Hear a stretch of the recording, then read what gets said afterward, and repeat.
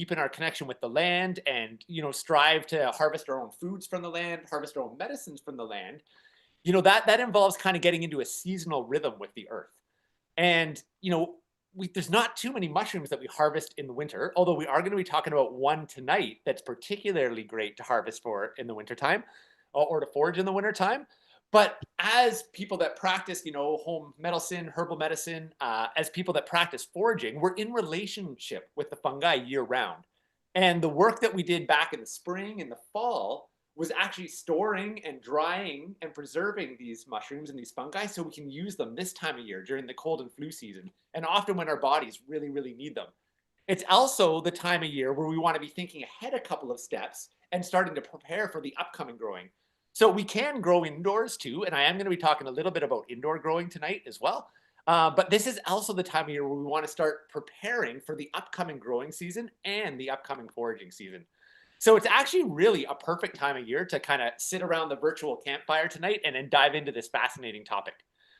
So before we really dig in, I'll just kind of go over the game plan. I'm going to introduce our hosts really quick, and then and then we'll dive in and get rolling. So our game plan tonight is I'm going to kick us off, and I'm going to talk a little bit about growing mushrooms. I'm going to talk about both growing indoors in the wintertime, and then we're also going to talk about how to start prepping for the upcoming outdoor growing season. Then I'm going to pass it over to my buddy Steve, and he's going to be doing a bit of a deep dive, particularly around chaga, the chaga fungi, which is one of the mushrooms that we are fungi that we often do forage in the wintertime. And it's a very trendy mushroom right now, and there's a lot of different thoughts around it. And I'll leave it to Steve to kind of dive into that one. And then we're going to bring Laura on, and Laura is going to be talking about kind of some of her favorite recipes and how she works with mushroom and fungi medicine over the winter months. So that's kind of our trajectory for tonight. We'll probably be a little over an hour, somewhere between, let's say, an hour and 10 and an hour and a half for the call. So that's our game plan for tonight. One thing that I always like to do, though, to start us off is start off with a little bit of gratitude. So I'm going to just kind of bring our hearts and minds together as we sit around the virtual campfire here. And maybe we'll even ask people in the chat to share what you're feeling grateful for in the chat right now. And my gratitude tonight to be on the edge of this big, beautiful water body over here, Georgian Bay. I'm actually working with the Chippewas of Nawash right now up in their community for the next few days. It feels like an amazing, amazing gift to actually be invited into their community to teach. So I'm super grateful for the people of the community here. And I think I'm super grateful for just relationships in general, relationships with the land, relationships with the fungi, relationships with people. So that's my gratitude tonight. I'm going to intro Laura really quick and say, hey, Laura, what are you feeling grateful for tonight? I am feeling really grateful for my arms. Because I was outside shoveling so much snow this afternoon and just feeling like the strength in my body and thankful for all the food and the mushrooms that fuel my body so that I can move all the snow. Awesome. And I'll bring in Steve really quick. Steve, what are you feeling grateful for tonight, bud? I am feeling grateful for the first Canadian winter in years. I'm loving it. And it's a lot more work, but these are the winters that I remember when I was a kid. And I'm digging it, man. I'm having such a good time outside and just like being outside in the winter. It hasn't felt that way for a while. So that, and of course, I'm grateful for the chaga fungus. I'm thankful for it every single day. I'm going to talk to you guys a lot more about it in a minute. Awesome. Cool. And if anybody's having any tech issues tonight, I'd encourage just logging out and logging back in. We sometimes do have some. I also sent out the link to the YouTube live stream. So if you're having trouble here on Zoom, you could always jump over to YouTube and see if it's working better there. So I'm going to just pull up a slideshow really quick here, and I'm going to dig into a couple of basics for growing. Now, I will share that usually when I do this piece on growing, it's an entire evening just in and of itself. So this is going to be a real condensed version. I probably will do the more long form version of that a little bit later this year. Probably in the next month or so, actually. So stay tuned. I'll send out another email about that shortly. But can everybody see that slideshow okay there? Did that just pop up for you? Maybe give me a thumbs up if you can. Okay, great. So this is going to be my real quick kind of intro to mushroom growing 101 here. And, maybe the first thing I'll start off with is just, why consider growing and foraging mushrooms in our modern world to begin with? So Laura and I live on a little homestead up in Muskoka, and we every year kind of strive to grow and forage and be in relationship with more food from the land each year to sustain ourselves. We're oh, I'm hearing some voices coming on there. If you can make sure you're muted, please. We're getting some background info. So, hey, Steve and Laura, maybe if you notice people that aren't muted, you could just mute them really quick as well. I'm just doing that. So please make sure you're muted if you're not already. Okay, back to the full one there. So why learn to grow mushrooms? Why learn to forage them in the first place? So I was sharing that we're on a little 26-acre homestead. It's been a dream of ours to, every year to do a little bit more, be a little more self-sufficient and a little more sustainable around our food. Supporting local food systems, local food webs is super important. That's to us. And I would argue that growing mushrooms and foraging them has probably been one of the biggest game changers on our homestead for how much we're actually able to produce. There's not too many things that we can produce the amount of food that we do in such a small amount of space with as little work that we do as our mushrooms.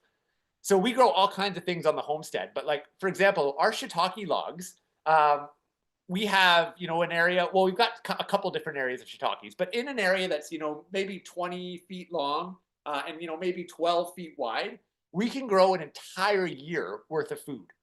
Like more mushrooms than we can even eat in a year in a space that big. It's pretty amazing. And the other thing that's amazing, it is a fair bit of work to inoculate those logs with the shiitakes in the first place. A couple days of work to do it in the springtime. It's a half day for me to go and get the logs, another half day to kind of bring them all in, and then kind of a day of getting them all drilled and plugged. But those logs can produce for up to 8 years, maybe even 9, 10 years if in ideal situations. So the mushrooms are one of the only crops on our homestead where we spend a couple days of work and then it's just harvesting year after year after year after year. On top of that, those logs usually flush 2 times a year. So usually we get a spring flush and then we get another flush in the fall. There's not too many crops that we grow that I would say are as efficient as the shiitakes in that way. Beyond that, the self-reliance perspective of them, they're also incredibly nutrient-dense foods to get, right? A lot of people don't realize it, but a lot of mushrooms actually are high in protein. Some of them are quite high in different vitamins and minerals. And then, of course, there's all the many, many different medicinal compounds that we can get out of mushrooms. And then beyond, the food and medicine, there's this relationship with these amazing organisms that have the ability to straight up heal the land. So growing mushrooms has been amazing for actually building soil on the homestead as well. And there's a whole nother science that you can get into the world of mushrooms called mycoremediation. And it's literally using fungi mycelium to clean up toxins from the landscape to help break down, complex chemical into simpler compounds. It's a whole nother kind of stream and topic we could go off. It's a little beyond tonight, but they're just all around fascinating, fascinating organisms. So I hope that gets you a little bit excited, and a little bit of context for why would you want to come into relationships with these amazing beings in the first place. So I'm going to kind of leave it there. And I guess there's a few things that set the kind of foundation for being able to grow mushrooms. The first one is understanding the life cycle of a mushroom. This is really, really important. So this is kind of an overly simplified version of the life cycle of your average mushroom. So we're going to start the spore, and this is kind of like chicken or egg first. What comes first, the spore or the mushroom? What comes first, the chicken or the egg? But for tonight, we're going to start at the top here. So mushrooms actually reproduce with something we call a spore. It's not like a seed, like a plant has. It's something we call a spore, and they'll literally reduce, hundreds of thousands, if not millions, of these spores out in the atmosphere. They're incredibly, incredibly small to see on their own. And they come floating through the sky. We're breathing them in all the time when we're walking around the forest. They're that small. And they land on various different mediums. And different types of mycelium need different types of hosts to be able to complete their life cycle. So it can't just grow anywhere. So the first kind of phase of growth is, a couple little spores will, let's say, land on a fallen dead log in the forest. Let's use reishi, for example. So our Ganoderma tsugae, our native reishi here in Ontario, grows mostly on hemlock trees. So we have a dead hemlock trees at that. So we have a dead hemlock tree and a couple of different spores land it. And we call this first phase kind of like host discovery and spore mating. So the spores will start to send out these tiny little mycelial tendricles and basically just say, is this a good host for me? Does it have adequate water? Does it have the amount of carbon or the good food that I need? And if a few of those spores do this and feel it's a good thing, they connect with each other in the mycelium. They say, this is a good host. Let's do this. As I said, this is kind of an overly simplified version of what's going on here. Maybe my anthropocentric view on what's happening here. So now they discover that this is a good host and they start consuming the food, which is the carbon source. So that mycelium will start to consume the substrate. So if you go down to the bottom here, I call substrate myceliation, or sometimes you'll hear the word substrate colonization here. So that's when the mycelium is literally eating the food and eating its host. That can go on for days to weeks to months to even years, depending on what the substrate is that it lands on and the life cycle of that mushroom itself. So what's really important to understand here, and a lot of people don't realize, is, when years ago, I used to think that the mushroom was the organism, right? Because that's the part that we see. But the mushroom is a little bit more like an apple on an apple tree. It's like the reproductive body or the reproductive part of a much larger organism.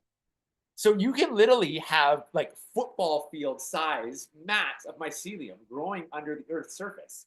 And they're growing through, the leaf debris. They're potentially connected to roots and rhizomes of different plants and trees.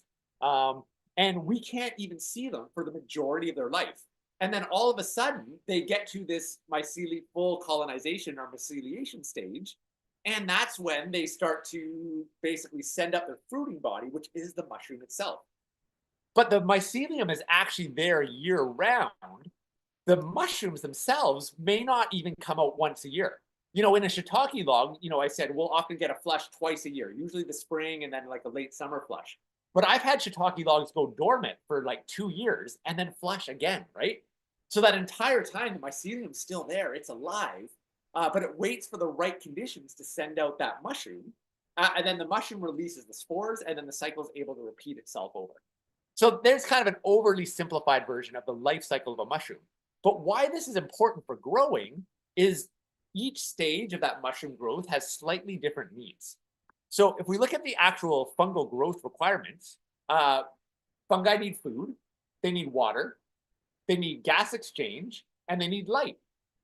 Interesting enough, all of those align with what we need as humans as well. I always just find that kind of interesting.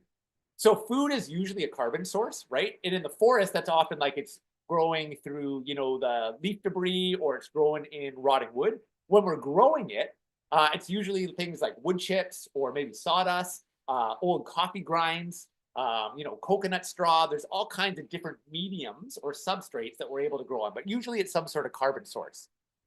They need high amounts of humidity, so quite a bit of water or moisture in it. And then they need to be able to take oxygen in and release CO2 out the other side, right? And then contrary to what some people see, I used to think that mushrooms grew in the dark, which is funny. I don't know where that is. It's like a common myth that mushrooms grow in the dark. There are a handful of species that actually will, but most mushrooms actually need light. Now, they don't want direct sunlight like a plant does, but it's usually like diffuse light. But if you think about, where do mushrooms grow in the wild? They're growing in the forest. Is the forest dark? No, it's not. They're usually growing under the forest canopy though, which means that they get, just kind of the diffuse light that's coming through the branches. So mushrooms need all of those things, but they change a little bit depending on where they are at in their life cycle. So during the first phase here, so that habitat discovery and that colonization or mycelium phase, the mycelium is actually growing inside of the medium. So it doesn't actually need any light at that point, right? If you think about mycelium growing inside of a log on the forest floor, it's growing underneath the bark, right? It's growing in complete darkness right there. It also has very little gas exchange during that phase, right? Because it's very, very dense in there. What it does have, though, is it has the right food source, it has its carbon source, and it has a high moisture level. And one of the biggest things that will stop your mushroom project from working is not having the right moisture level in your medium. That's probably the number one mistake that people make. Probably the top two biggest things that go wrong are not having the right moisture content or contamination. So a competing fungus or a competing bacteria that takes it out. So during that colonization phase, dark is actually fine. Low oxygen is actually fine, but you need the moisture level to be right and you need the right food source. Now, when they start to go into that fruiting phase, though, that's when things change. In order for them to fruit, they actually need that diffuse light now. That part's actually really, really important. And they actually need to be able to take the oxygen in and release the carbon out into the atmosphere, the CO2 there. And so probably the next mistake that people often get, especially if you're growing indoors, sometimes people will start growing mushrooms indoors and they'll find that they just grow as like tiny little spindly lines, like my pinky finger there. Usually that's a sign that they're not actually getting enough oxygen in and not being able to off gas as much as they need. And if you actually create better oxygen flow for them, suddenly they start to grow big and bulky like they're supposed to, right? The other one, of course, is them drying out and needing to moisten that chamber. So just kind of understanding that basic life cycle and then what they need at those two different stages in particular is huge for being able to grow them, both indoors and out. So let's chat about a few different techniques for growing. And I'm going to go through this pretty quick because I want to get over to Steve to dive into our foraging piece in a second here. So just to put you on cue there, Steve, we're coming to you in just a minute here. So when you're starting off, a great way to begin growing mushrooms is actually to buy yourself a mushroom grow kit. So these are the little bags. There's a whole bunch of different companies that sell these. I'll actually send a link out to people afterwards that signed up with where I recommend you can buy these from. But you can usually order these online. Sometimes you can get them at a farmer's market. What's amazing about these is you get a bag of substrate that you basically cut the bag open and the mushrooms grow out of it. It's really fun. It's a great way to learn. And out of a bag, you might get 2 to 4 flushes of mushrooms. Here's the thing though, with these bags, you're going to pay like $30 for the bag and you might grow $30 worth of mushrooms, right? So you're not necessarily doing this to become more self-reliant or self-sufficient. You're just kind of doing this for the fun experience of growing your own mushrooms. Now, what I like to teach people to do is actually to buy one of those mushroom grow kits and then actually expand it into other mediums. So suddenly that $30 bag of mushrooms can turn into hundreds, if not thousands of dollars of mushrooms, if I was to put a monetary value on it. And it can actually grow you a substantial amount of food. So if I go over to my next slide here, if you look at that picture on the left there, that's a 5-gallon bucket of straw. And that white on the top is not mold. That's actually mycelium. And it's particularly elm oyster mushroom mycelium. So I bought a grow kit. Now this is a shiitake grow kit in this picture here. But I bought one of these grow pits with elm oyster mushrooms. And then I treated the straw and then inoculated a very small amount. So let's say about a tennis ball size of the mycelium from that grow bag goes into a 5-gallon bucket of straw. Now I get to do, 3 to 4 flushes out of that 5-gallon bucket of straw, but it only used a tennis ball size amount of my big grow bag. And in that grow bag, you might have 20 tennis balls worth in there, right? So that means I'm able to take one thing that might have given me 3 or 4 flushes and now turn it into 20 things that give me 3 or 4 flushes. And the better you understand the kind of science of that and the techniques, the more you can kind of expand that out further and further and further to grow an abundance of mushrooms in a very low tech way. And I do this all, in my kitchen at home or even outside. So it's a very low tech setup. So the essence of, let's chat indoor growing for a second here. So probably one of the fun ways to get started that I really like is actually growing on spent coffee grinds. So if you're a coffee drinker, what we'll do is we'll actually take our coffee grinds after we have our morning coffee, and I'll throw it into a big Ziploc bag in the freezer. And you want to get them in there pretty quickly. You don't want it sitting on your counter for a couple of days because that's when they start getting contaminated with other species, right? Or mold's probably more likely. But if you get it in there fresh, you build it up until you have enough to do a mason jar. Then what I'll do is I'll put those in the mason jar, but I'll layer them with small layers of mycelium. So I'll take like, a teaspoon of mycelium, do like an inch of straw, do another teaspoon of mycelium, coffee, do, another inch or two of coffee. And then I'll put that in the corner of my house where it has relatively good humidity, has that diffuse light, and just let it grow. And as you can see in that picture there, those are some blue oyster mushrooms that are literally growing out of a mason jar in our house with spent coffee grinds.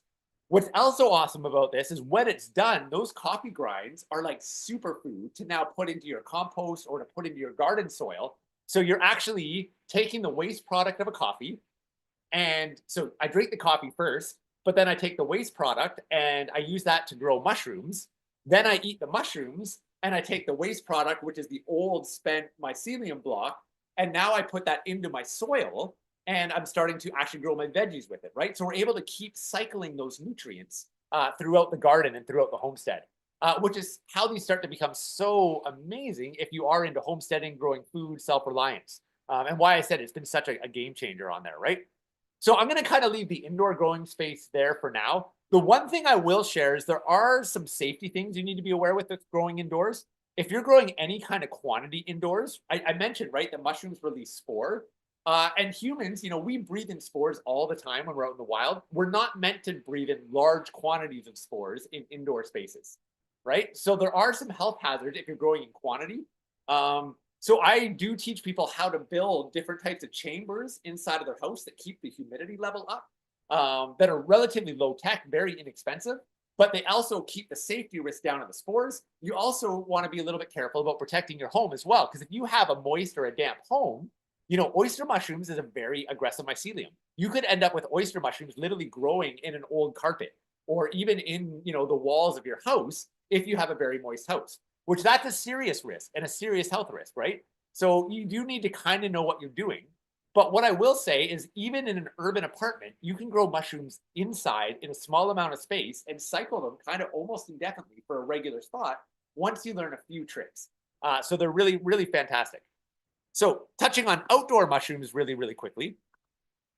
Oh, here's a little picture. I forgot I had this little slide here. So those arrows are pointing to the little the spores have just been released from that oyster mushroom. That's an elm oyster there. And you can see those little white tentacles are all those spores coming down. And breathing in large quantities of those can actually make people quite sick. So you do want to know what you're doing if you're going to grow them indoors.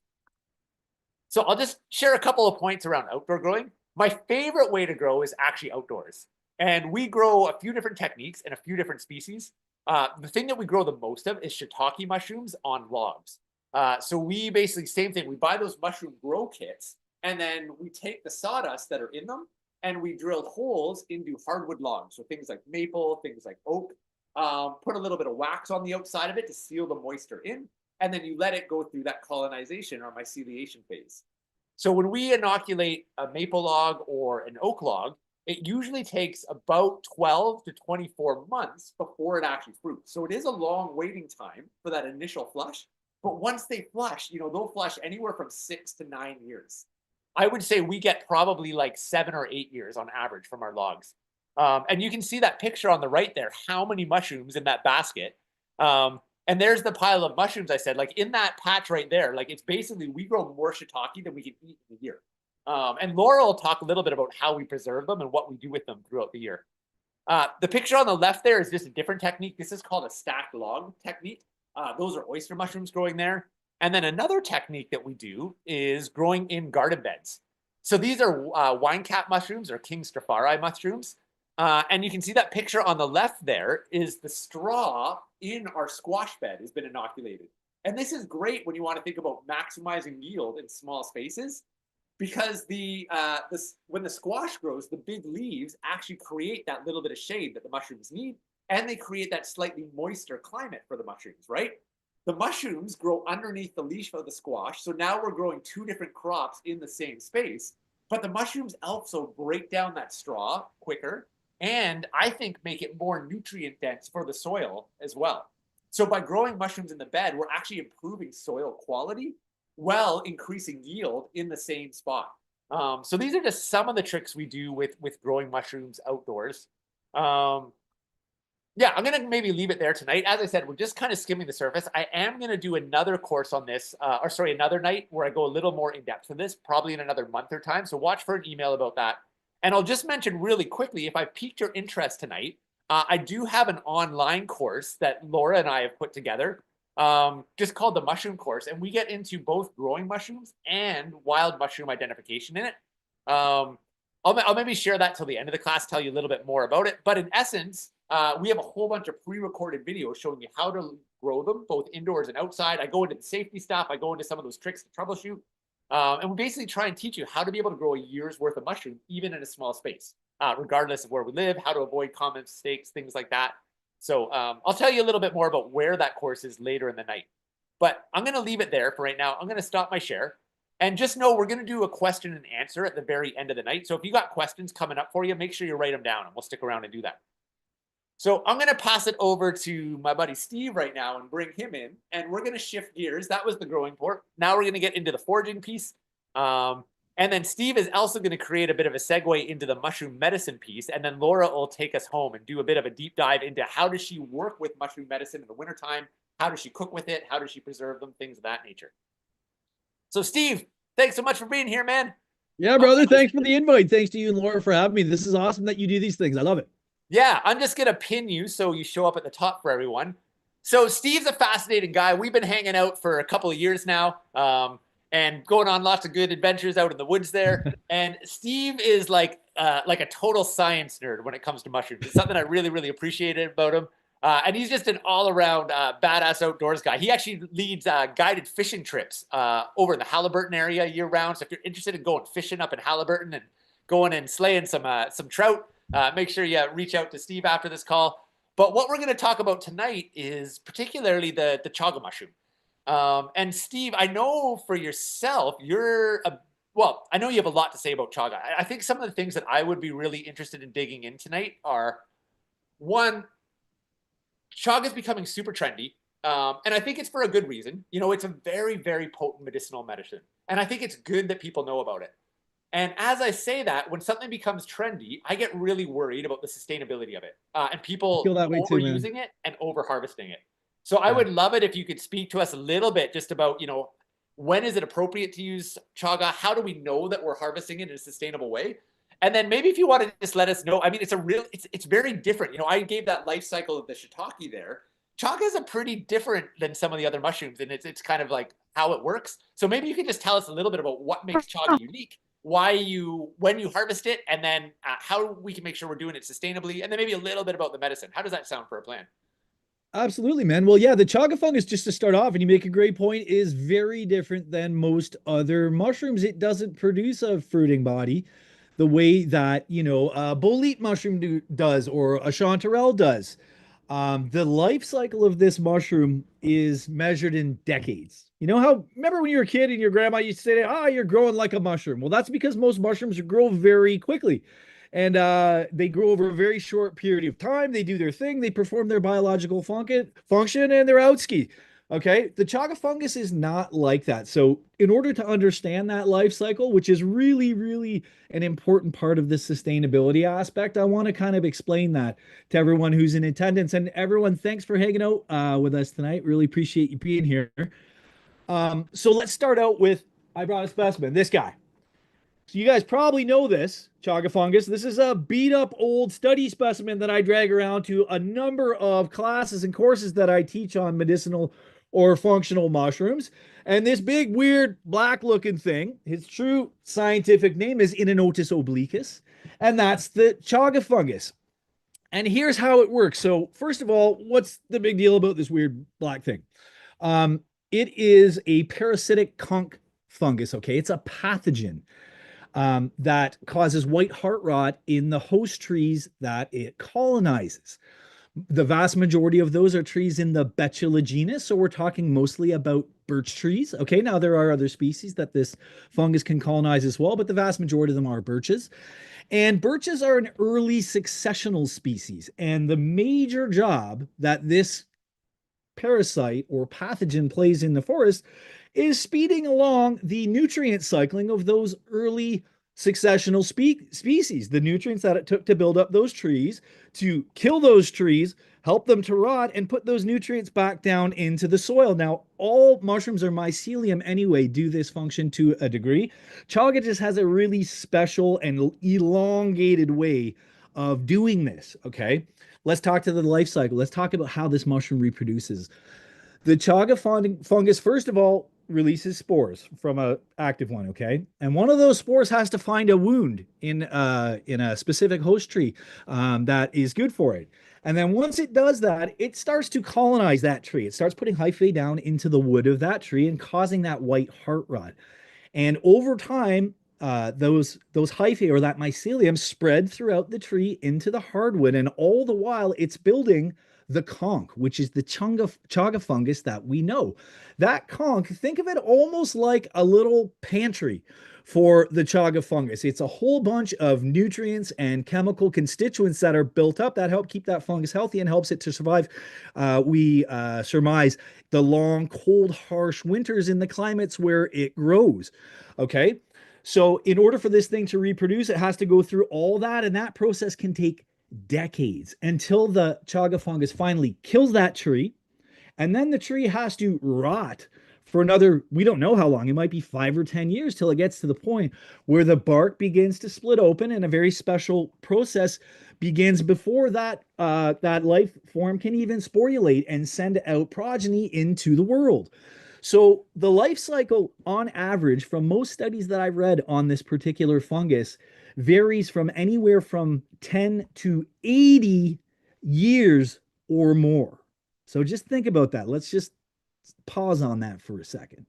I want you to think about an organism that takes 80 years to reproduce, in many cases, or longer, every single time you set out to consume the chaga mushroom, and especially when you set out to harvest the chaga mushroom. What does that really mean? It means you should be harvesting in a sustainable and ethical fashion and taking only what you need for yourself and maybe for your friends and family, because the life cycle of this mushroom is so long. And now, as Chris mentioned, it's getting so popular, it's become like a trendy thing. I'm going to give you a crazy stat that's going to spin your head. Did you know that over 1 billion pounds of this stuff is being sold commercially every single year? 1 billion pounds. Try and wrap your head around what 1 billion of something is, right? That's how much of this fungus is being wild harvested every single year. And that's a really important point, too. The only source that we have for the chaga fungus, because there is no good way of cultivating it yet, is wild harvested chaga. So these specimens, these conchs that are full of medicine, are being taken at an unprecedented rate in the history of the world right now. Okay, so again, I want to double down on that thought of every single time you set out to harvest chaga or use chaga, to use it sparingly and know that there's not a lot of it compared to many other species of fungi. It produces nowhere near as readily as those many thousands, hundreds of thousands of other species of fungi, and that it is being overconsumed. It's a problem that needs solving. Now, some efforts being made. There's currently a farming operation, a plantation in Finland and some other places in Scandinavia that are starting new nascent programs, but we won't see farmed chaga because they have to literally grow trees that take decades to grow in order to produce this stuff. We won't see farmed, sustainable, harvested chaga for probably decades. There's a couple of them that are claiming they're going to be ready to start selling in the next few years, but by all reliable accounts, they won't even be able to meet 0.1% of global demand at this time. Okay. So I know that all sounds really very serious to start off the talk with, but I really think those are super, super important points when we're talking about chaga, because sustainability ought to be the first thing in our minds every single time we set out to look for it. Did you have anything you wanted to add there, Chris, before I move on?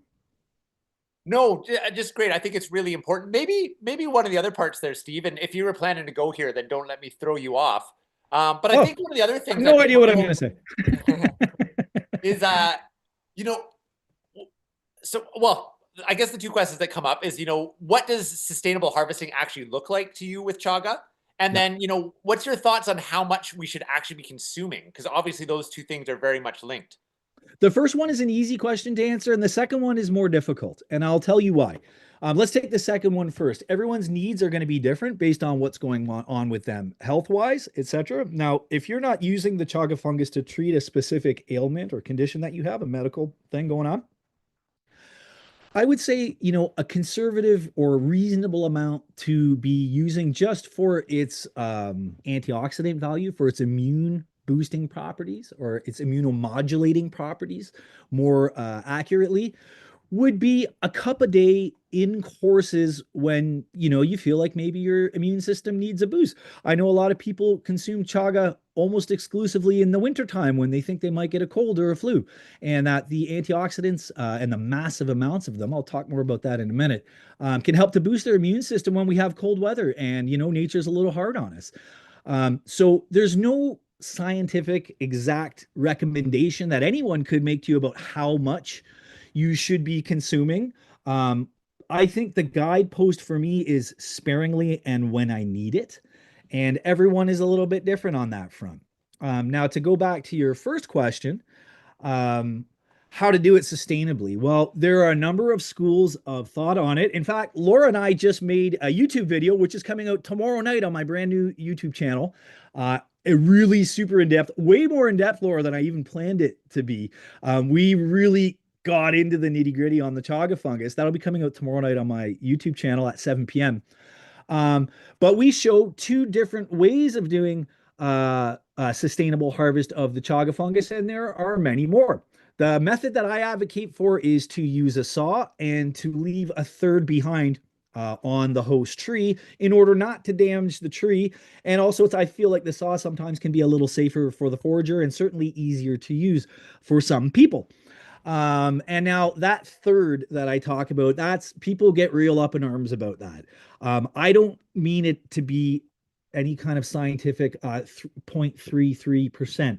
When I say a third, I mean leave a healthy margin of safety behind of that fungus on the tree so that it can regrow. Laura advocates for batoning with a knife. And that's a great way of doing it too, because she can be very selective in the way that she takes chaga from a larger size conch. And that's a great way of doing it too, because of course you're leaving some behind and you're not damaging the host tree. Those are both great methods, but the similarity and the important thing between the two of them is that you should be very careful to not damage that tree, and you should be careful yourself handling sharp tools. And then, of course, leaving enough behind there because the mushroom is going to keep growing because it might not reproduce for some time still. What Absolutely. I often share with people, I've seen people will often go and they'll just literally chisel or break the entire piece up. And what they're not maybe realizing is that they're actually reopening up this wound. So by the That's right. chaga filling the wound of a tree, it's actually, there's a funny, argument people have about, how parasitic is chaga? Because it is kind of considered a parasitic mushroom by some accounts. It is one. Yeah, or a lot of people, I Yeah. guess you would even call it a parasitic, but It's a forest pathogen. It's the definition of what chaga is. It's a parasite. yeah, but where I'm going with this, Steve, and I believe you would agree, is there is like a symbioology with the birch tree because a birch tree can live for a long time with the chaga mushroom growing out the side of it, right?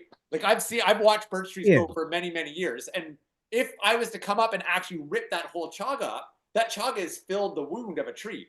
So I'm Yes. potentially reopening that wound, which means that tree might actually die sooner if I was to rip the whole thing off. I don't Yeah. know what your thoughts, but that's my thought on it. I think that is. And Yeah. Yeah. Go ahead. so I was going to say, by doing that, the chaga might not actually get to the point where it's able to reproduce if I take that tree's life earlier. Do you agree with that, or what's your thoughts on that? Sort of. So you have to understand that fungi's role in nature is to slowly kill that tree. That's its job in nature, to cycle those nutrients. That's why it does that. Now it's a it's a symbiont. It's not a symbiotic relationship. They're organisms that live together in a defined relationship. Now, a symbiont isn't necessarily a good or a bad relationship. They're organisms that rely on each other. Okay. Um, I'm trying to not go too super nerd on this. But know this. Um, they do live together for a long time, and the tree does produce some compounds that allow that chaga conch to grow big and strong. So it does need some of what it gets from the vascular system of that tree. Okay. Now, to your point about ripping the whole thing out and killing the tree, I agree with you that yes, that is a dangerous thing to do in terms of the viability of the reproductive process of that particular specimen. Because if you kill the host tree too early, that fungus may not grow to the point where it can even reproduce, right? So this is why we don't want to harm the tree. You don't want to be removing all of the fungus because you want it to bounce back and still be able to live in harmony with that tree so that it can get to the point, not only to kill the tree and recycle those nutrients and help it decompose, but so that that organism itself can reproduce.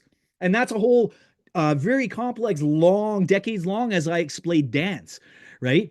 So, and it's also very important to note here, just before we go any further, that the chaga fungus is capable of regenerating. It can regenerate that conch and that sclerotium, that food store that it has made up over years, if you don't take all of it and you don't kill its host. So this is why we always leave some behind. Is that a little more clear, Chris? Yeah, that's great, Steve. That was kind of my understanding, but I feel like you explained it in a much more scientific way with the right words. Sorry. I kind of grasp it, and what did you use the word symbiont instead Yeah, of yeah. symbiotic? I like that. Awesome. Cool. So why don't we move on from, the life cycle of this thing? And I hope everyone's understood a little bit about the sustainability aspect and maybe how to go about it. Again, watch this video that I put out tomorrow night. And in fact, if you're interested in this subject, I teach an entire class on this course. There's only 2 left this entire season that I'm hosting at the Halliburton Highlands Museum. If anybody's up in my neck of the woods, it's February the 23rd, this coming Sunday, and then March 9th. And it's a whole afternoon just super nerding out on the chaga fungus. And we do everything from the life cycle to, cataloging its chemical constituents and how to use it and how to prepare it, how to dry it, best practices, all that stuff. But before I go off on a tangent on that, let's talk a little bit about, just in case you don't get a chance to come out and do a course, so you don't get to see the video that Laura and I made tomorrow on my YouTube. I do want to tell you why people are so up in arms about it and why it's so good for you and why people freak out over this stuff and why they're selling 1 billion pounds of it. There is a very good reason. Hey, Steve, I'm going to interrupt you just to let people know. I did just put the link to Steve's YouTube channel where the Chaga Ah, video is dropping in the comments, and Steve's Chaga 101 class where he's going to go much more in depth to like how to work with the medicinal compounds and building the relationship. The link for that, Halliburton, Ontario, that's in the chat as well. So if either of those piqued your interest, make sure you grab those links out of the chat there. Sorry, Thanks Steve, so back much to you. for doing that, Chris. I really appreciate it. I'll mention it again maybe at the end, but let's get to why people are so like jazzed about the chaga fungus. Oh, something has happened here. Something's popping up on my screen. I can't see. Can you guys hear me still? There was a whiteboard thing popping up. Hello? I just stopped that. You're good to go, Steve. You got me there still? So, oh, sorry, something, my whole screen went blank there for a second. Sorry, guys. Yeah, so what modern science is beginning to find out, it's finally beginning to prove out what, our indigenous ancestors here in North America and ancient cultures around the northern hemispheres of the world have known since before recorded history, is that the chaga fungus can have a remarkable range of beneficial effects on our health. It's packed, and when I say packed, I mean packed full of antioxidants and vitamins and minerals and tons of other chemical compounds that modern science has now isolated, and that we now have a good idea of how those things affect our physiology, things in our body, the way our body functions. Um, and it's shown literal centuries, if not millennia, of positive anecdotal results. And anecdotal is very important to note here, on a huge, wide variety of ailments that people use it for. Now, we have some really good modern laboratory testing, or what we call in vitro testing, on many of these compounds in petri dishes, which has facilitated our understanding of, how they affect our bodies.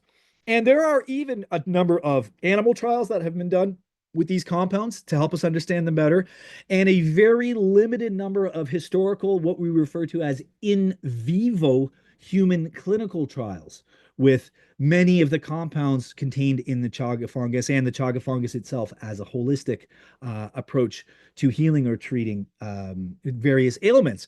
Okay, now many of those studies, and I've probably read them all. The one that piqued my interest was a study done in the 1950s in Poland for folks suffering from psoriasis. I personally suffer from psoriatic arthritis. I don't know if anyone here is familiar with that particular condition, but it's a terrible sort of degenerative arthritic condition with a skin condition attached. And I'll spare you all the gory details about the disease, but this particular study showed really incredible marked results on psoriasis patients in Poland who were given concentrated doses of a specific preparation of the chaga fungus. So that to me was like, wow, man, maybe this stuff can help me. And that really started this whole like nerd rabbit hole that I've gone down for years and years and years now studying this particular fungus. So there's been in vivo trials showing really, really promising results and success with psoriasis, with certain types of cancerous tumors, and a whole host of other ailments, including many digestive issues. And I'm not going to go through the whole list now. I'm just looking at my notes here off to the side. There's way too many to list right now. But know that there is a lot of anecdotal evidence and there is limited really hard double-blind scientific in vivo clinical trials. And that's important to note because those in vivo trials give us a couple of really important things. They give us a much better understanding of dosage and how to use these things. We're still kind of in the Wild West on that with functional or medicinal mushrooms, and the chaga fungus is one of those. And they also give us a much better understanding of contraindications, which I'm sure you're familiar with if you've ever taken a pill in your life. If you, there are so many chemical compounds contained in the fungus. We haven't tested every single one of those compounds against maybe a medication that you're taking. Okay. So this might be a really important time to mention a few of the contraindications that I'm aware of and the kind of the big ones with the chaga fungus, just in general. I'm literally just talking about drinking chaga tea or taking a tincture. And those are if you have a liver ailment, for example, or yours isn't functioning particularly well, there are high levels of oxalic acid and a number of other acids contained in every known specimen that I've seen a study on in these mushrooms, and those are very hard on your liver. Okay. In high doses, I'm talking about prolonged medicinal doses. A little cup of chaga tea if you have a liver problem, like a little half cup or something, it's not going to hurt you. Okay. You're not going to go to the hospital or something. But if you want to use chaga in a prolonged way and you have a liver function, you should think twice about it and you should maybe talk to a naturopathic doctor or to a registered herbalist before doing so. Also, if you're taking blood thinners, there are some blood thinning agents contained in the chaga fungus. So if you are taking a blood thinner, you should think twice about taking the chaga fungus or consult with a medical professional before you do that. And there's a few other ones that are of less concern. Some diabetics have reported some issues using the chaga fungus. So maybe if you're diabetic or you know someone who's diabetic who wants to use the chaga fungus, maybe they would do a little bit of research or talk to somebody. But other than that, it's very healthy, it's very safe, and it is packed full of goodness and benefits. That's amazing, Steve. I mean, we could totally keep going, which is why you do a whole course just on chaga, your Oh chaga man, 101 course. ask Laura, man. We tried to shoot this video. We thought we were going to be in and out in an hour. We ended up staying literally, I think we filmed 4 hours, Laura, of us just talking about chaga. It's such a deep subject. I don't even know how I'm going to edit it. But Yeah, there's a we lot got to a little learn, and it's tangent. why we do these full afternoons because there's so much there. Awesome. Well, thanks so much for sharing, Steve. That's an amazing intro. I mean, I learned a bunch of stuff there already. And we're going to just to honor our timeline here, we're going to move and transition over to Laura here. But if Steve piqued your interest tonight, check out his new YouTube channel. I'll also just a quick little show to here. It's a brand new YouTube channel. Steve's trying to make it go. He's working super hard. If you can I subscribe to just his started channel. it and no one is seeing the videos yet. I got a whole Instagram thing going on and I can't get them over and it's a whole thing. Um, Come on over, Help subscribe, Steve check hack out the Laura's algorithm. video If with you could go Laura. give him a subscribe, like some videos, comment, he would Throw really me a appreciate bone it. over here. I'm working at it. Chaga video is coming up tomorrow, and check out the link for his Chaga 101. I'll send that in the follow-up. And I'm going Yeah, to and pass it hopefully over to maybe I'll see some Laura. of you on Sunday. Yeah, the next Chaga 101 is next Sunday in Halliburton, Ontario at the Halliburton Highlands Museum. And then the next one after that is March the 9th. And yeah, I'm going to hand it over to Laura now, who knows a whole lot about actually making medicines from the chaga fungus and other mushrooms like it, which is, I think, what she wants to talk about tonight. Go for it, Yeah, Laura. thank you. Thanks, guys. Yeah, I am also a huge fan of the fungal kingdom. And I think about my year-round relationship with the fungal world through the spring. It's a lot of effort put into growing mushrooms. Um, that hard work Chris kind of talked about. So in the winter, we start by selecting the logs that we're going to harvest. We cut them, put the work into harvesting or grow it, putting the work into inoculating the logs, and then I start harvesting. And so throughout the different seasons, I'm harvesting different medicinal mushrooms and drying them. Sometimes I'm a lot of them I'm often drying in the sun, which I'll talk about in a minute about why. But I dry them, I preserve them, but I don't use a lot of mushrooms other than maybe eating our fresh shiitakes when they're fresh. But most of my mushrooms that I'm preserving for medicine, whether it's tinctures that I'm making or I'm slicing them to dry them, um, I'm putting aside for the winter because winter is really when our bodies need mushrooms in the north. And the incredible thing is how easily mushrooms dry. So this is I'll show you guys a few pictures in a few moments, but this is a piece of a reishi mushroom that is a slice that I took, and then I dry them on these strings, and then I have these strings around, but they dry so easily, they store so well, so that you can easily they're super light, and so I think about the fact that they could be carried. They're easy to store in your pantry, and they're there for your medicine for the winter time. And that's really when mushroom medicine shines. Mushrooms, across the board, a lot of the medicinal mushrooms, all the ones I'm going to talk about tonight, have Steve dropped this term when he's talking about the chaga, immunomodulating effects. And so what that means is that they kind of like moderate our immune system. So if we have a low immune system, we're prone to getting sick. They can boost our immune system so that we don't get sick as often, so that our body's own immune system is better supported. And it's not through stimulation. Something like echinacea is an immunostimulant. So you can't take them regular. You don't want to take echinacea regularly over time.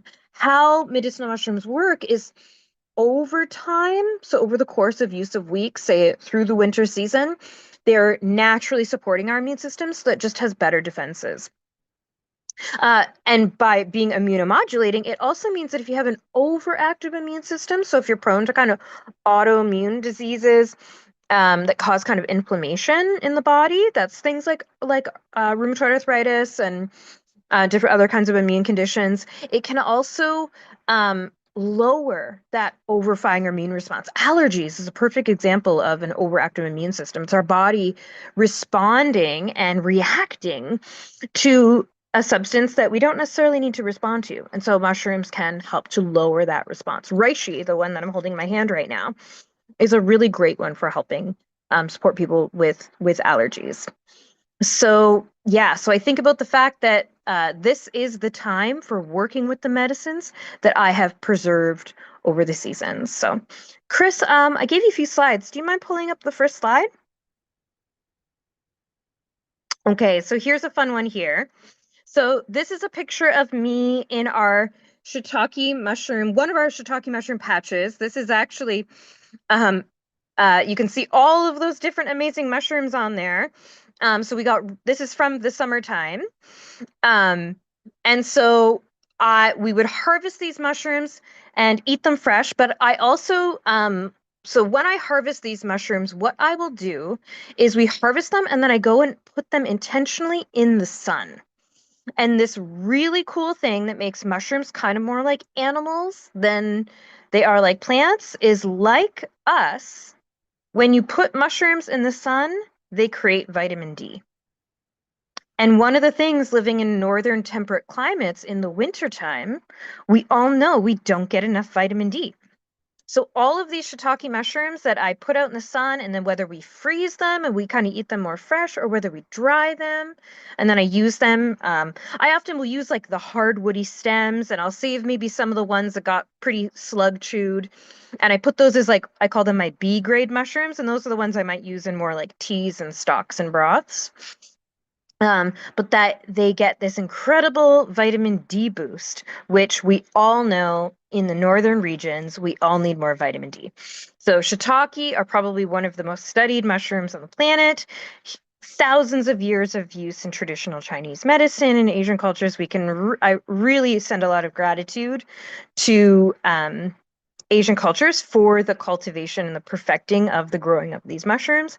And they are probably one of the best things to use in the wintertime for just overall health. And it's so wonderful too to also have food that you grew in the summertime and use them all winter long in your recipes and dishes, whether they're dried or sometimes I actually just lightly bake them and then freeze them. And then what they end up acting like is more like a fresh mushroom when I thaw them and then saute them up. So you can go to the next slide there. All right, so here is so the one I have in my hand, so reishi. You can see in the photo, center photo there, I was very excited about the reishi harvest that is there on the left. So Chris mentioned he introduced this species in his talk. So that was growing on a dead hemlock stump, and there were actually some of the mushrooms were dried up from the year before to show that that log had actually fruited in the past. And my hand gives you a bit of scale for how big those mushrooms actually are. And just by harvesting, what I did is I actually harvested the lower ones and I left the one that was the highest up. And so what I do is by leaving the one that's the highest up, it allows the spores to spread further.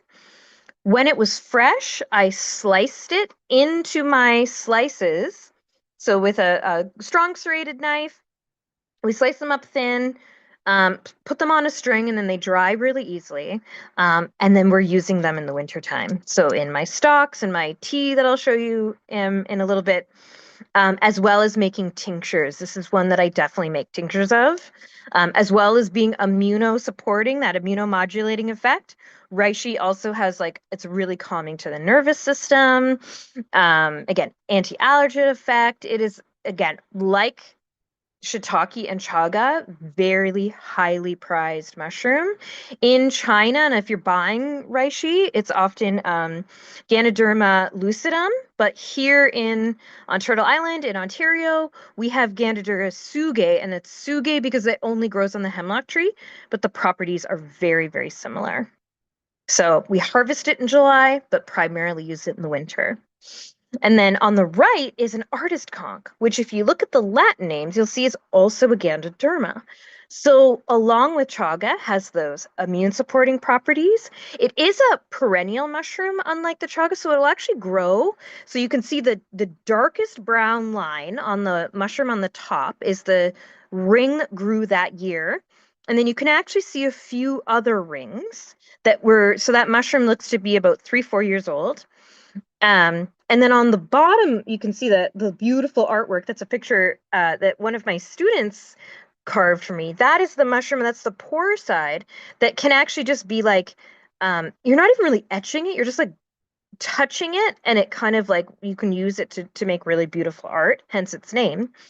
But generally once a year, because this is quite a common mushroom, I will find one and I'll harvest it and I'll slice it. It's very, very hard, even harder than the reishi, but I will make some slices, and it's another mushroom that I like to add into my kind of medicinal mushroom mix, which I use for teas and broths. And the artist conch also has some specific liver supporting properties, which is great. So a few other mushrooms here. So gorgeous turkey tail, another highly prized mushroom. This is probably one of the mushrooms that is getting a lot of current research, and particularly for its anti-cancer compounds. It's also a highly, highly abundant mushroom. I must say, if you want to find turkey tail in the fall time, go to someone's wood pile, especially if they're not so good at getting all the wood stacked very quickly. Turkey tail can often grow on discarded pieces of hardwood. So sometimes, yeah, it'll be on the periphery of wood piles. Also, the funny thing is, in our shiitake mushroom growing area, turkey tail is almost a weed species. It sometimes colonizes some of our shiitake logs that maybe didn't quite take as well. And so the turkey tail will show up on them. And so that's one that, as long as it has that beautiful banded color on the top that you can see, and it'll be pure white and smooth pores on the underside, I harvest those whole, throw them in a basket, let them dry, And then again, a really, really good one to include in the winter time. And then the mushroom on the right is our birch polypore. So that's another incredible mushroom that grows on birch trees like chaga. I love using this one alongside chaga because like chaga, it actually has a lot of these really good medicinal compounds that actually relate to the fact that it's growing on birch trees. So these good immune supporting properties from the betulinic acid. It also has antiviral compounds, which is a really interesting one. And this mushroom, if you have European ancestry, this is one of the mushrooms that they found on Otzi. So this is the human that they found in the crevasse in Austria. So from 5,000 years ago. Um, and he had that mushroom on him. It was actually pieces around on his neck, and he was using it to fight an infection that he had from an arrow that had been embedded in his shoulder. But then he fell down a crevasse. But I always find it so fascinating that if you have European ancestry, the chances that your ancestors used this particular mushroom are quite high. And it's circumpolar, so it grows in northern Europe and it grows here in Turtle Island. Again, like chaga on the birch trees, on dead birch trees. So the chaga grows on living birch trees. And again, Steve explained that cycle. The birch polypore only shows up on fully dead birch trees. So there's a handful of the medicinal mushrooms that I love to work with. And something that I really think about a lot is that when we go out to the forest, we don't just find one type of mushroom. We find all these different types of mushrooms, all growing in the ecosystem all together. The forest is supported by all these fungal species.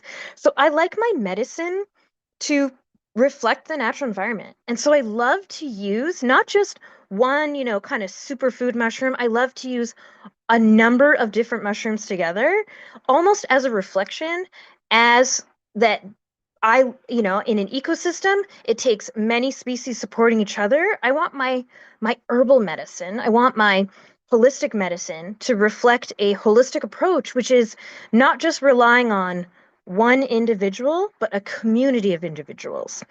So, yeah, so how can we use these mushrooms that we've been, say, collecting over the course of the summer and the fall in different medicines? So one way to do it is to make tinctures. So this is a little bit more of a moderate. You can do it at home. It takes a little bit of skill, but I liked, as there's we call it the mushroom boom, the shroom boom right now, you'll find a lot of these advertised fancy tinctures on the market that all say they're dual phase extracted. Um, so there's one picture of one that I make for my business. I also have a picture here.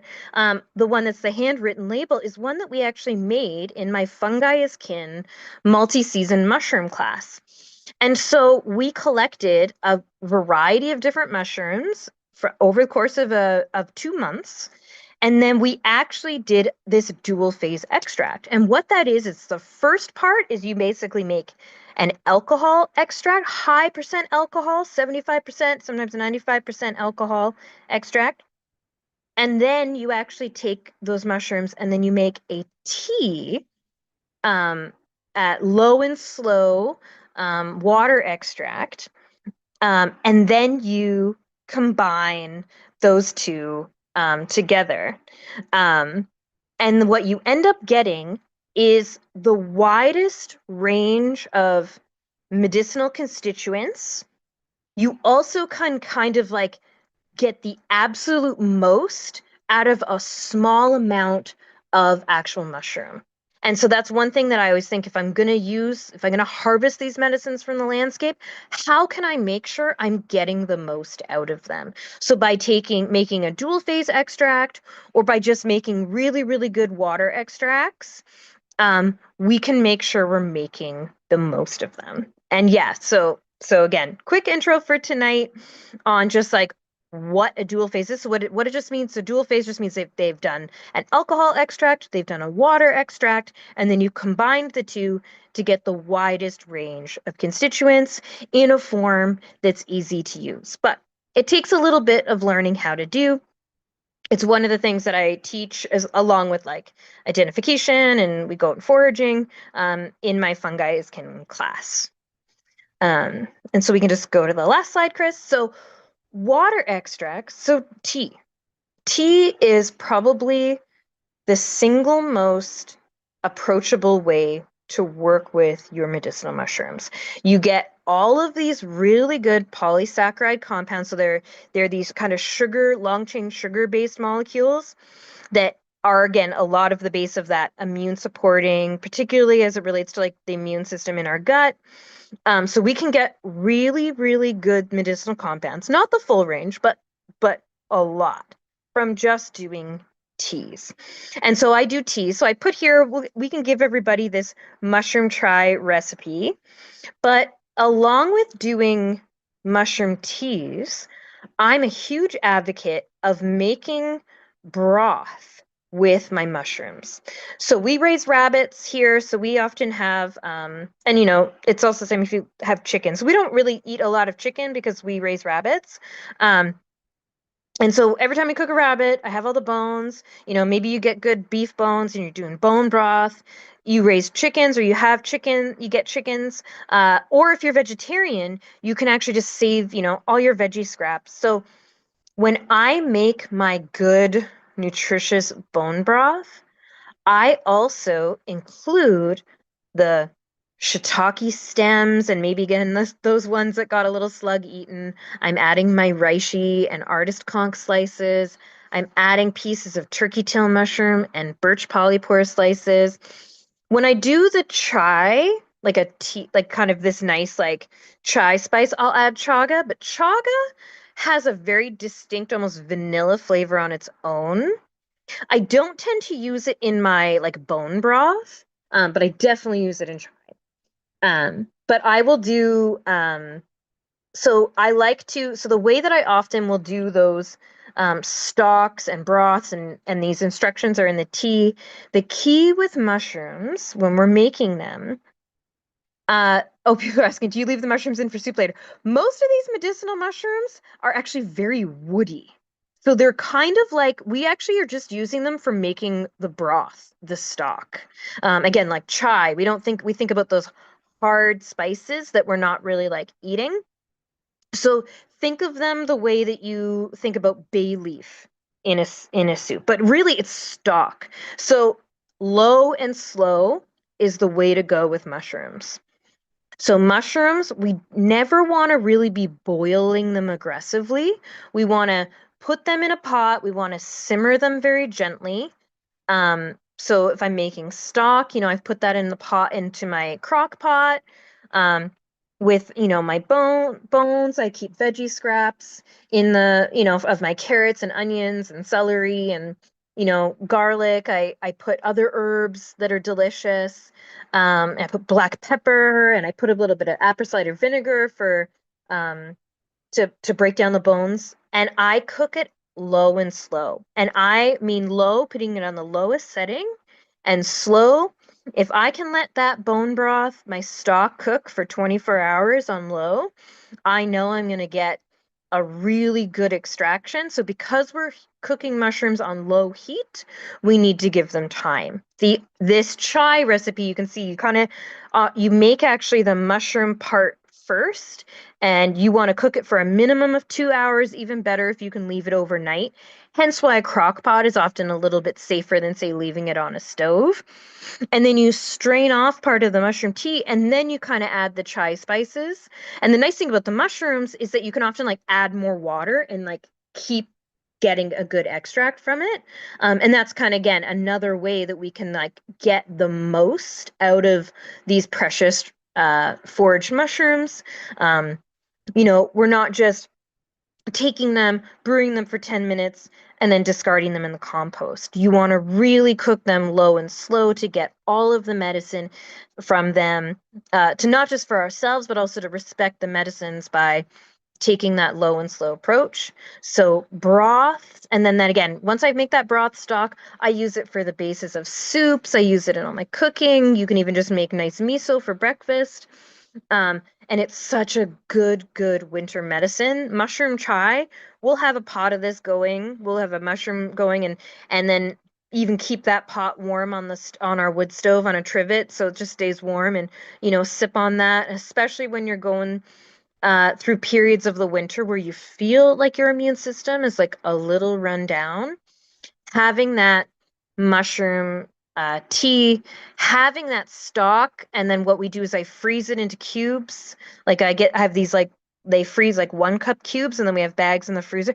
Whenever I feeling run down or someone feels like they're on the edge of being sick, oh, being able to pull out that deeply nourishing broth in the wintertime when we need it most it's really it's when mushrooms shine. And it's like that year-round investment of relationship, all the time I spent, and every time I have a cup of that tea or a bowl of nice broth, I think about those warm summer days when I was out in the woods harvesting reishi, or like finding that beautiful turkey tail in September, or I think about the hard work that I put into the logs when we were inoculating them in May. And it just really connects me to that annual cycle of like being homesteading and like being in relationship with the land. Back to you, Chris. Oh, that was so good. I don't want you to stop talking, Laura. That was beautiful. So much in there. Mm. Amazing. So I think we are going to stick around. We're doing really good for time here. So this is awesome. I think we are going to do a little bit of question and answer for those that are here with us live. I do want to just take a second to just kind of like highlight some of the offerings that Steve and Laura have going on. We love doing these free events and coming on and sharing. And, we're also all trying to make a living doing this stuff as well. So if you would like to go deeper with any of these topics, then we'd like to let you know about some of those opportunities to really dive in. So I'm going to just maybe pass it back to Laura and Steve for a moment just to do a kind of quick summary of some of the offerings and ways that you can go more in depth with them in learning. And then we'll stick around for another 5-10 minutes and answer some questions at the end. I know there was a ton of questions coming through in the chat that we haven't got to, so we'll do just kind of like a rapid fire Q&A at the end. So I'm going to throw, I just made actually a little summary of the various different links for some of the offerings. But Laura, what do you have coming up? I mean, first, maybe tell us about wild muskoka and what wild muskoka is, and then wild fungi and wild medicine, I think, or fungi skin and wild medicine would be beautiful to share. Yeah, so wild muskoka. So I am a forager and I go out and I harvest plants and a few mushrooms, and we make a wide variety of kind of gourmet culinary and drink products from forage foods. It's really just the fun ways to eat wild things from the forest. But I also teach. So, it's kind of like the way that I love to build community and relationship with these beings by sharing. So I have some courses that are a bit more plant. So I do run half day introductory foraging walks. So some of the foraging walks like spring and summer are a bit more just like plant ecology focused. We'll talk about mushrooms when we see them. But they're general, just like we're gonna go out and just see what you could forage in the landscape right now. Um, and then come late summer through the fall, I do some introduction to mushroom foraging kind of 101 classes. On top of that, so on top of those kind of beginner classes, I have some um they're beginner programs still, but they're much more comprehensive. So wild medicine is a 6 part. So we have a weekday session and then a Saturday session. So you can kind of choose which day works better for you. But we gather 6 times over the course of the growing season from spring through fall. And we dive deep into learning plants and foraging and herbal medicine. And people like come together in this like they're always such beautiful groups of people who come together, and we like dive deep into how to actually incorporate plants and mushrooms into your daily life.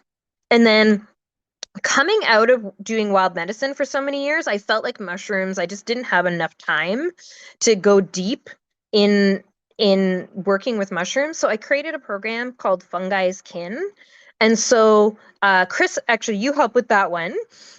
So we actually do the mushroom cultivation, the hands. So you get the mushroom course as part of it, like the online one, but we also do hands-on day. And then we have multiple sessions where we go, like, it's all day. So we go out in the woods, we go on these long explorations, we harvest mushrooms, we make tinctures, we make teas, we make all the things. We dive deep into like pulling out keys to do key identification. It's like a really deep dive into building relationship with fungi.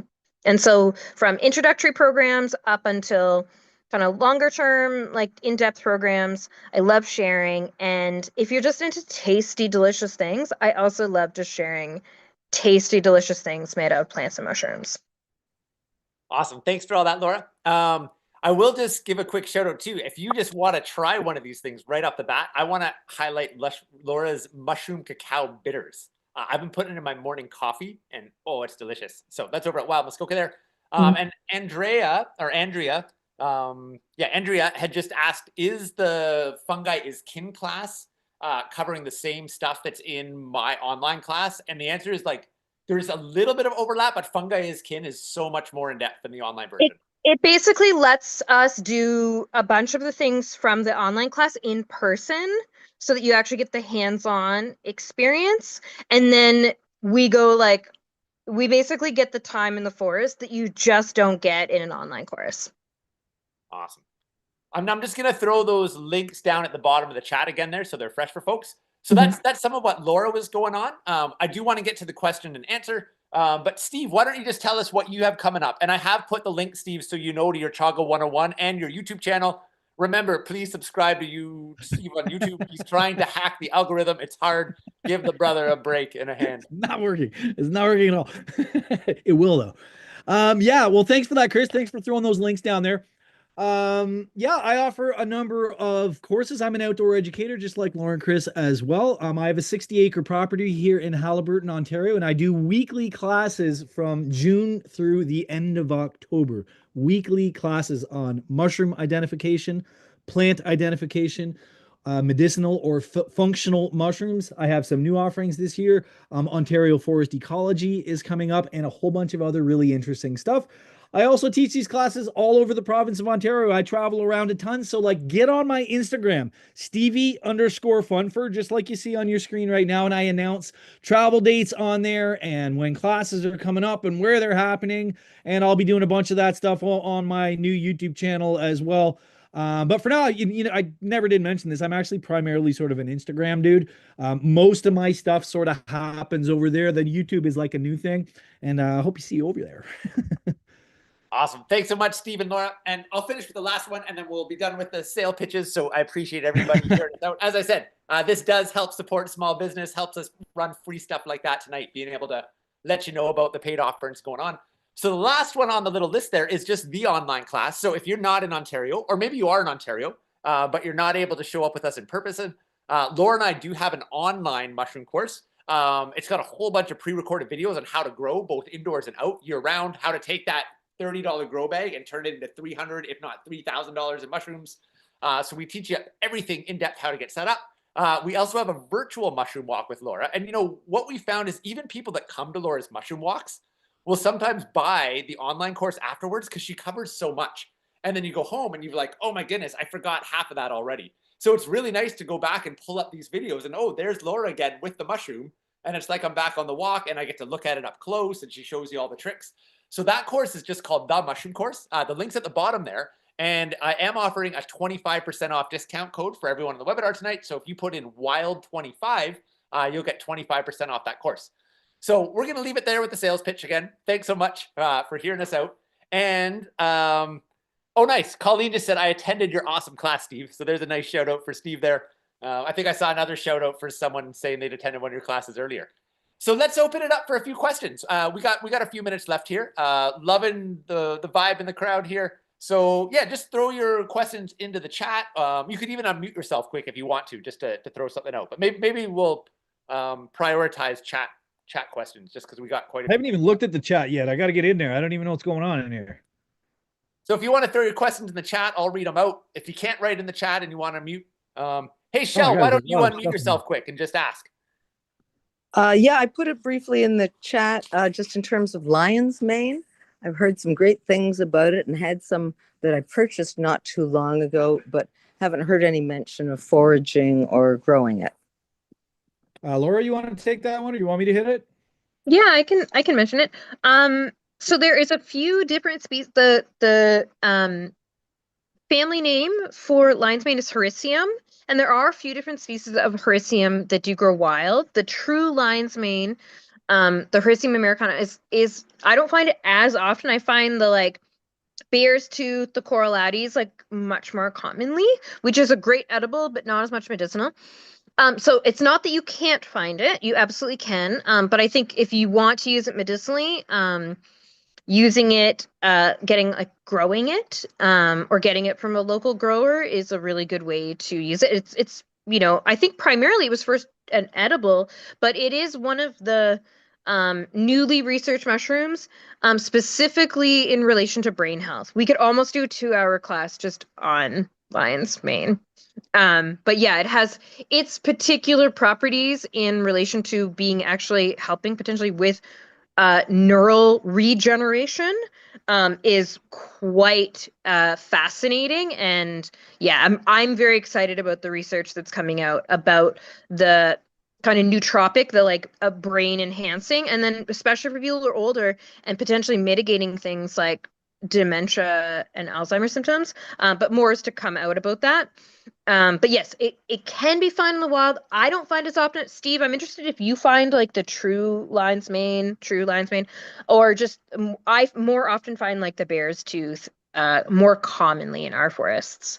For sure. So as Laura mentioned, there's 3 species, and there are 2 very close cousins to Hericium americanum that occur more commonly in our area here in central Ontario. Now, I have found true lion's mane, that's Hericium erinaceus, down south in Ontario. It's more of a southern species. We're sort of Yeah. at the edge of its range. So we do find it from time to time, but I think I could count on one hand the times that I've actually found it in my neck of the woods.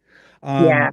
They are all delicious gourmet edible mushrooms. That's where they sort of got famous. But as Laura was mentioning, there's a mountain of new research on the positive effects on our cognitive functioning of Hericium. And most of these studies have been done on Hericium erinaceus, the true lion's mane mushroom.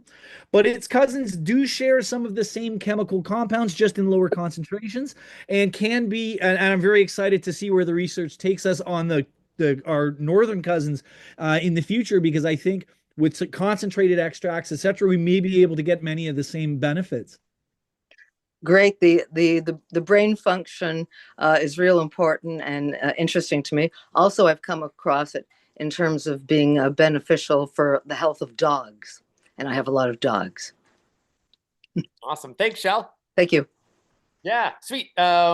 Marilyn was just saying that Chris and Steve talk quite fast. Yeah, sorry, Marilyn. I do talk really fast sometimes, especially on these webinars. There's so much we want Sorry, to I'm a get. motor mouth man.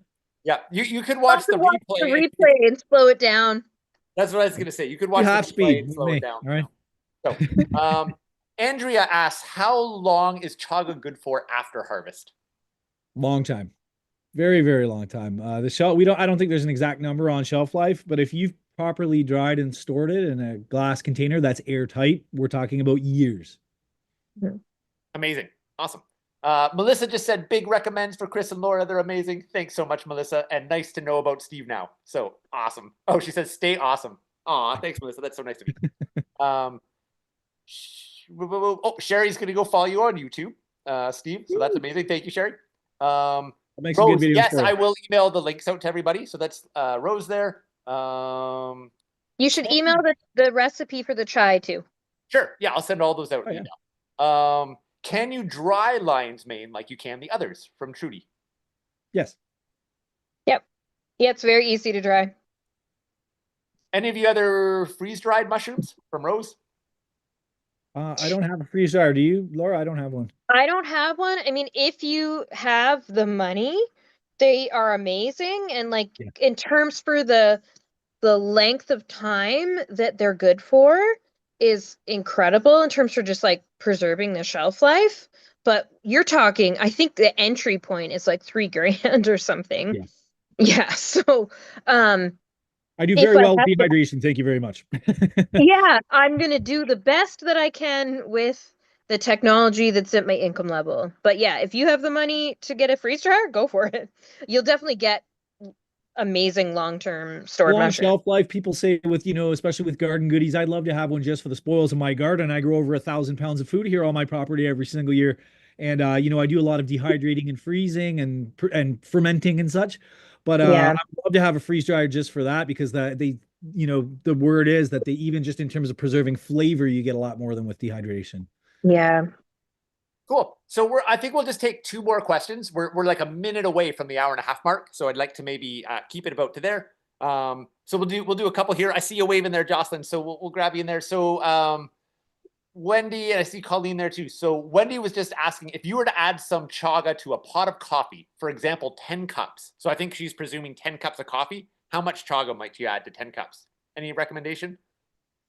You might have something better than I do on this one, Laura, but I make chaga coffee. I'm actually literally drinking one as we speak.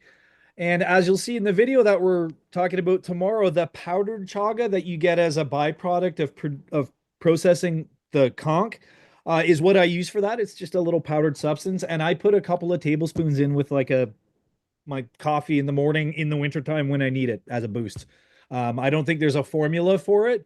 A couple tablespoons in with a full pot of coffee is about maybe 2 to 3 tablespoons I put in when I want a strong one, and maybe I'll just chuck one or two if I'm on a light regimen. Anything you want to Yeah, add to that, Laura? Maybe I'm doing I kind of almost do it different. Like I almost make chaga tea, and then I just use the tea to pour it in. make coffee, or I'll make an espresso. Like we like I'll just do a shot of espresso and then add it to the chaga tea. Oh, I've done As that many opposed, times. That's good. yeah, like that's almost the way that I do it, so that I can get the nice long, slow decoction of the tea, like how Yeah. I normally do it. So it's like you've got the crock pot, or chaga's been sitting on the wood stove, and then I just take the warm chaga tea, add a shot of espresso to it. Just in terms of potency, the way Laura is describing it is actually better now with when you have a powdered product, it's a ton of surface area. It's a very quick extraction that you get from a finely powdered product. So you can get away with it in a coffee maker. But in Mhm. terms of actual potency and steeping time, the way Laura's saying is actually much better in terms of getting the goodness out. I consume so much chaga tea on a regular basis anyway. I think I'm just a little lax about it. And I know I'm getting something. Cool. So we'll do two more questions. So Colleen was asking, I feel like this is a very big one and probably more like your 101 course, but she is asking about chaga and cancer prevention. So 64-year-old says genetic badness. So I'm guessing maybe some issues going on there. Do you want to make any comments on cancer prevention, Steve, or is that even something you can touch in a short amount of time here? Like that's a huge subject. I certainly wouldn't be able to address it in any kind of like thorough. I hope, but hopefully I can say something meaningful about it. There are some studies that are inconclusive and some really old, like I'm talking 1920s, 1930s, in vivo human clinical trials with the chaga fungus reducing metastasis in living tumors in Russia, out of Russia. All this research comes out of the Soviet Union and it's very old. I'd love to see updates on this stuff. Where I would be focusing my attention for cancer prevention today would be in the turkey tail fungus, Trametes versicolor. There's far more research. So just to let you know, whoever asked, sorry, who asked that question again? I should. This is Colleen. Colleen. Yeah. Hi, Colleen. Oh, I recognize Colleen. Hi, Colleen. I've seen you before. Have you come and taken one of my courses? Yeah. Hi there. Nice to see you again. Um, Anyway, I would be focusing on Trametes versicolor. So the turkey tail fungus is the most studied medicinal or functional mushroom on this planet. We have mountains of data on this mushroom, and I teach an entire course called the Medicinal Mushrooms of Ontario, and we probably spend the most time on the turkey tail fungus or Trametes versicolor just because of that mountain of data and how much we know about it. I'm going to give you one short fact about it, and then I'm going to leave it because this is going to open a whole big long can of worms in a discussion that we don't have time to have right now, but I want you to think about it. Okay. So the scientifically, properly, medically extracted brand name of the number of active compounds in the Trametes versicolor fungus, in the turkey tail fungus, is sold commercially in Asia under the name Crestin, Krestin, if you want to look that up. Okay.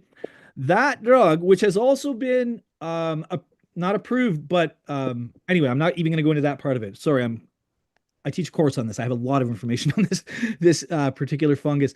But I want you to know that Creston has been the #1 selling adjunct treatment with chemotherapy and sold as a medical drug that can be prescribed by doctors in Japan since the 1980s, and it's not even legal in Canada or the US. Okay, now there's a complicated number of reasons why that is. There's no smoky back rooms full of bad guys trying to keep turkey tail from you. That's not what it is. It's far more complex a problem. But if you can get a turkey tail supplement online, or you can start to getting out into the woods and foraging it for yourself, it's one of the most common mushrooms in the world. It's literally a global species. It is packed full of antioxidants, beta D glucans, and a whole bunch of other compounds that will do nothing but good for you, even if you've got nothing wrong with you. And if you do have cancer, there is a ton of research showing that this mushroom has the ability to reduce metastasis in living tumors. I hope that answers your question. Thanks for doing your best. That's a big one there, but that was actually That is a big subject. Yeah. We're going to pass it to Jocelyn. Last question of the night, because we're going over now. But Jocelyn, bring us home. We'd love to hear. Oh, thanks so much. I appreciate it. I just have a question about hen of the woods because I harvested that last fall and I loved it. I thought it was so delicious, and I wonder what you could tell me about it in terms of any medicinal properties or any other interesting stuff. I've been talking a lot. I'll let Laura take that one. Okay. And thank you for this. This is wonderful. Thank you.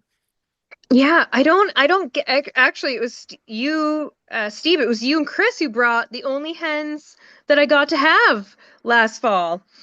So I've mostly used it just as a, so it's one of the ones that will dry, because often you get such big harvests from it. And so I'll tear it up and dry it. And then it's another one that I love to add into like our broths and stocks. I will use it in the tea as well, but it has a really nice flavor to me. So I like to use it in the broth.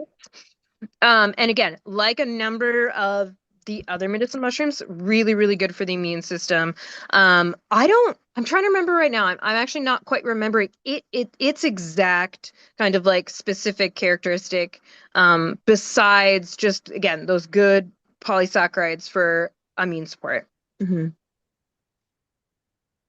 Thanks so much. Mm-hmm. This was so It's helpful. good edible. It's such a good edible. Yeah, I really enjoyed the flavor. Mm. Thank you so much for this, everyone. It was wonderful as always. Awesome. I know, folks, I know there's still questions coming in, but we're kind of going over now. And yeah, I think we're going to leave it there tonight. We could keep going. Watch for the follow-up email. For those of you that found that Steve and I talked too fast, watch the replay and then slow it down. Sorry about that. Welcome to the club, by the way. When I teach in person, I do talk a little bit quieter. But I do not. Ever. Steve doesn't. So you just got to go see him a bunch of times. But thanks so much for tuning in. It really was a pleasure. Thank you, Laura and Steve, for everything you shared tonight. For coming. And thank you to the fungi. I mean that sincerely. We wouldn't be having this conversation without them. We probably wouldn't actually be alive without the fungi nation. So 100%. much gratitude to the fungi nation and how they support every aspect of our life. And thank you, Chris and Laura, for having me. Just before I forget, I want to thank you guys for having me. This is awesome that you guys do these things on a regular basis. If you're new here, sign up for Chris's newsletter. It's awesome. Check out some of Laura's courses and like get in on this stuff, man. This is like, you guys are doing God's work here. This is awesome, man. Thanks, everybody.